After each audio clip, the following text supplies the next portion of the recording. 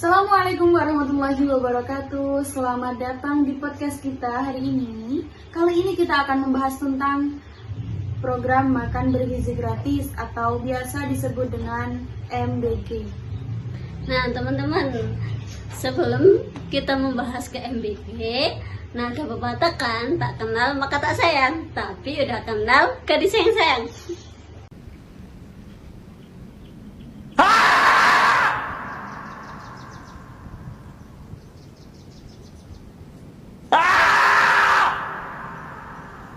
Nah, sebelumnya perkenalkan aku Ersa Benavanca dari Prodi Bimbingan dan Konseling. Dan aku Hanim Tasyatul Fikri dari Prodi Bimbingan dan Konseling. Nah teman-teman, kita akan memasuki ke pembahasan MBG.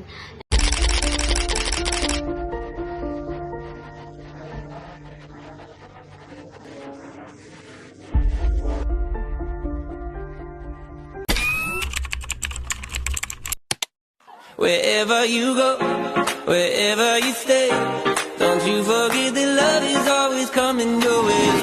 No matter how far, how broken you are, don't you forget that love is always coming your way. Hey, yeah.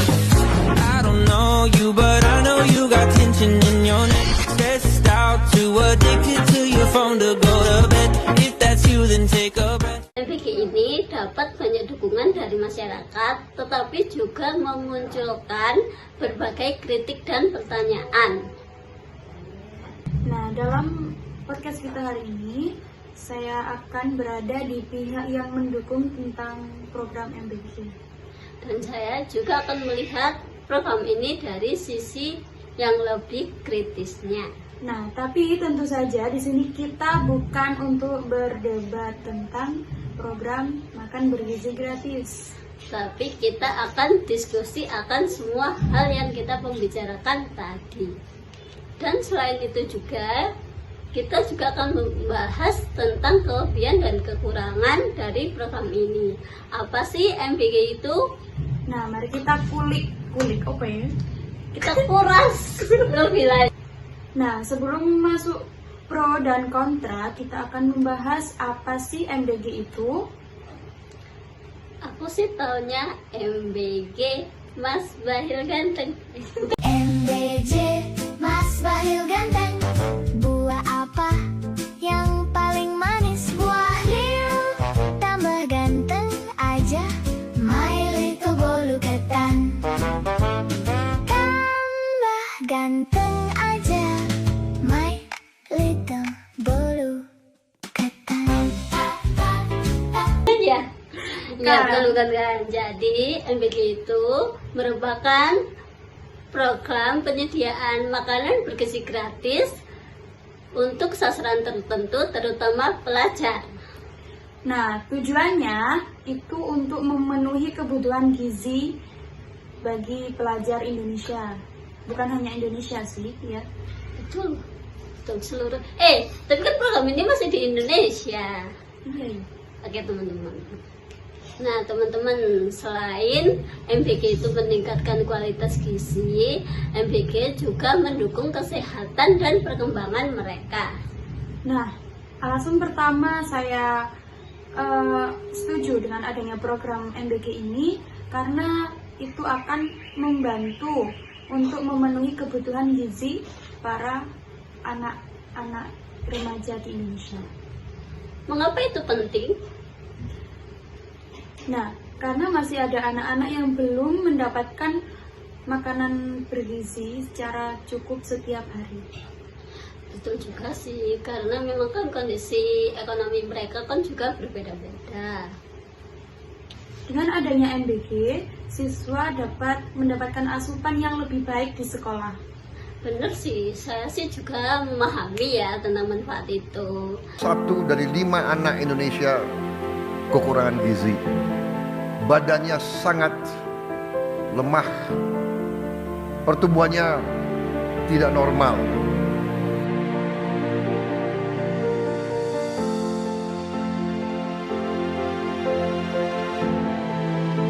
Sekarang sudah 3 minggu dari bulan Mei sampai hari ini. Saya tidak punya keluhan sama sekali. Cek tensi, terus kemudian ini urin dicek secara rutin setiap bulan. Di posyandu sama di puskesmas. Hasilnya puji Tuhan semuanya aman. Dia lahir dengan 3,50. Kemudian panjangnya 51. Kemudian panjangnya 52. Program MBG ini sangat membantu buat kayak kita yang sibuk kayak tidak sempat untuk mau masak pagi, tapi sudah disediakan MBG. Namun saya juga punya pertanyaan besar nih Mbak Nim. Apa itu? Pertanyaan dari saya sih gini aja nih.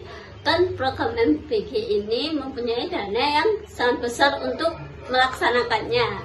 Nah, kira-kira program ini dananya sudah digunakan secara efektif belum? Dadan Hindayana kini hanya bisa tertunduk saat digiring ke mobil tahanan. Bersama 2 mantan wakilnya, Sony Sanjaya dan Lodwig Pusung, mantan Kepala Badan Gizi Nasional itu ditetapkan sebagai tersangka dugaan korupsi tata kelola makan bergizi gratis atau MBG. Dadan CS memiliki Yayasan Satuan Pelayanan Pemenuhan Gizi atau SPPG untuk mengelola dapur program MBG. Yayasan-yayasan yang dipilih atas atensi Dadan dan 2 tersangka lainnya itu mendapat insentif miliaran rupiah per harinya. Sebelum kasus dugaan korupsi ini terkuak, Dadan kerap mencuri perhatian publik dengan sejumlah pernyataan kontroversialnya terkait program MBG. Nah, menurut saya sih investasi pada program makanan bergizi gratis itu merupakan investasi jangka panjang. Oke. Nah, saya setuju sih Mbak Hanim tentang peningkatan gizi itu saya setuju. Tapi pengelolaan dana juga harus tetap diawasi, betul tidak? Iya, betul. Nah, tentu transparansi itu sangat diperlukan. Nah, alasan kedua saya itu adalah untuk meningkatkan konsentrasi belajar. Memangnya siswa jika dalam keadaan lapar mereka tidak mempunyai konsentrasi untuk belajar? Betul. Nah, makanya siswa itu harus membutuhkan makanan yang cukup supaya ia konsentrasi dalam belajar, dia tidak kelaparan gitu kan. Biasanya kan kita kalau misal kita itu kelaparan, jadi kita itu tidak fokus dalam belajar, ya kan? Betul sih teman-teman, logikanya juga masuk akal. Nah, jika konsentrasi meningkat, maka pembelajaran akan lebih maksimal. Nah, aku masih punya kritikan nih. Kritikan berikutnya. Nah, teman-teman, kritik berikutnya adalah masalah pemerataan. Maksudnya? Oh iya, dari kritik pemerataan, benar sih. Soalnya kan tidak semua daerah memiliki kondisi yang sama. Benar. Nah, dalam daerah kan ada yang mudah untuk mendapatkan bahan makanan dan juga ada daerah terpencil yang sulit dijangkau.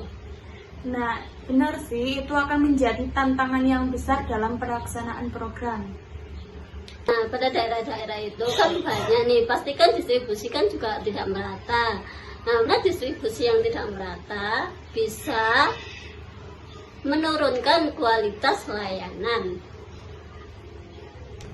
Nah, Alasan ketiga yaitu membantu mengurangi masalah gizi dan stunting. benar teman-teman, nah masalah itu juga yang masih diperhatikan oleh masyarakat di Indonesia. Nah, anak yang memperoleh gizi cukup itu membantu memiliki peluang tumbuh dan berkembang yang lebih baik.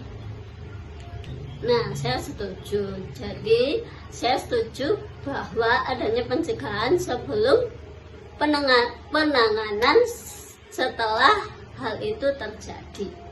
Nah, karena itu program MBG ini tadi menjadi salah satu solusi. Nah, tetapi juga saya melihat adanya pemborosan. Hah? Bagaimana maksudnya? Nah, betul teman-teman, jadi kan tidak semua siswa suka dengan menu yang disediakan pada MBG. Nah, jadi emang ada kemungkinan makanan yang tidak akan dimakan, ya kan? Betul, tentu juga kan makanan yang tidak makan, terbuang itu menciptakan pemborosan. Benar sekali. Nah, karena itu evaluasi menu itu harus dilakukan secara rutin. Selain membantu siswa, MBG juga dapat membantu ekonomi masyarakat. Dalam hal apa? Bahan makanan dapat dibeli dari petani, peternak, dan UMKM lokal. Jadi manfaatnya nggak dirasakan oleh siswa aja ya? Ya benar, banyak pihak yang bisa ikut merasakan program ini.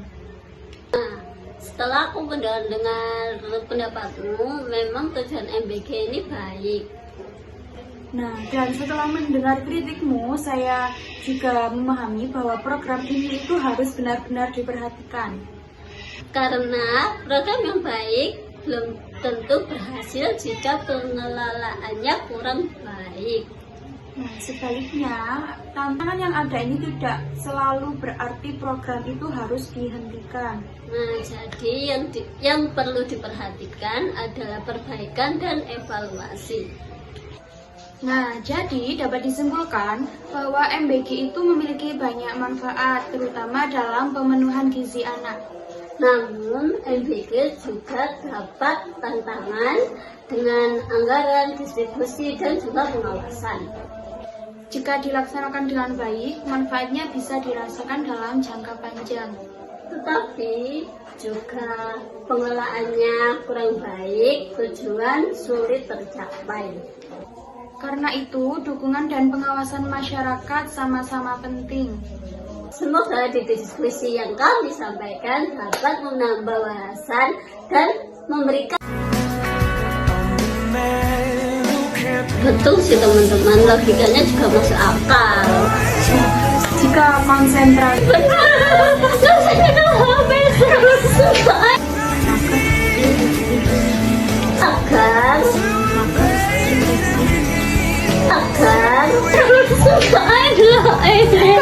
diperlukan itu adanya transparansi.